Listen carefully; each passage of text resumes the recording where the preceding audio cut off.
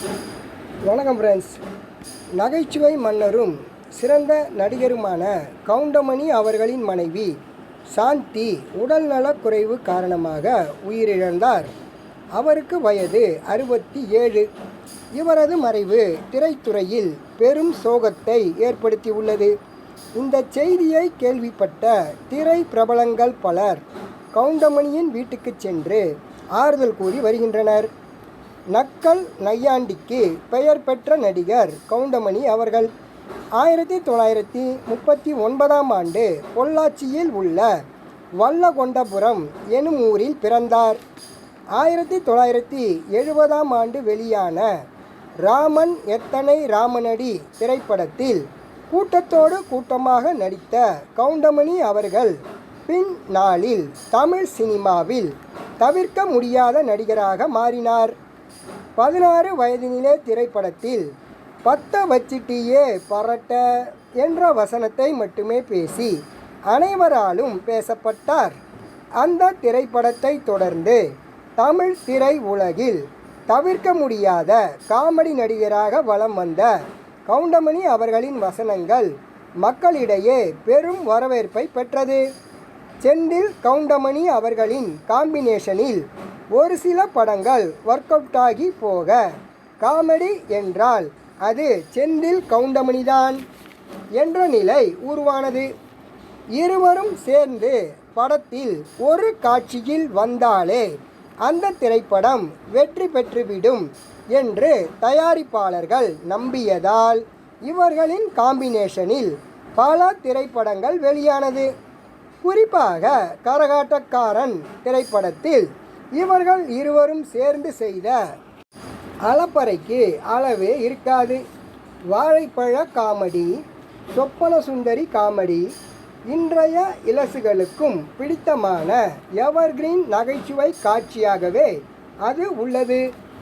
வயது மூப்பு காரணமாக சினிமாவில் தலை காட்டாமல் இருந்து வந்த கவுண்டமணி அவர்களின் நடிப்பில் அண்மையில் ஒத்த செருப்பு முத்தையா என்ற திரைப்படம் வெளியாகி கலவையான விமர்சனத்தை பெற்றது. தனது தள்ளாத வயதிலும் அந்த திரைப்படத்தின் ப்ரமோஷன் நிகழ்ச்சியில் கலந்து கொண்டு அதே குசும்புடன் அவர் பேசினார்.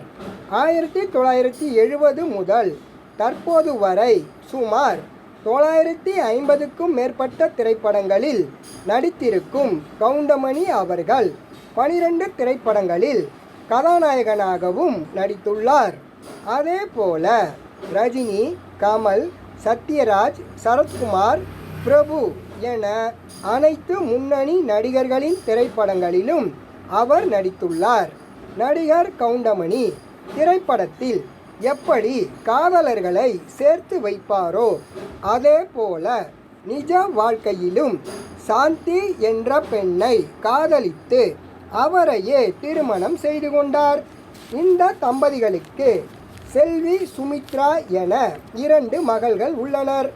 கடந்த சில நாட்களாக உடல்நலக் குறைவால் அவதியுற்று வந்த கவுண்டமணி அவர்களின் மனைவி சாந்தி 5/5/2025 அன்று காலை 10:30 மணி அளவில் உயிரிழந்தார்.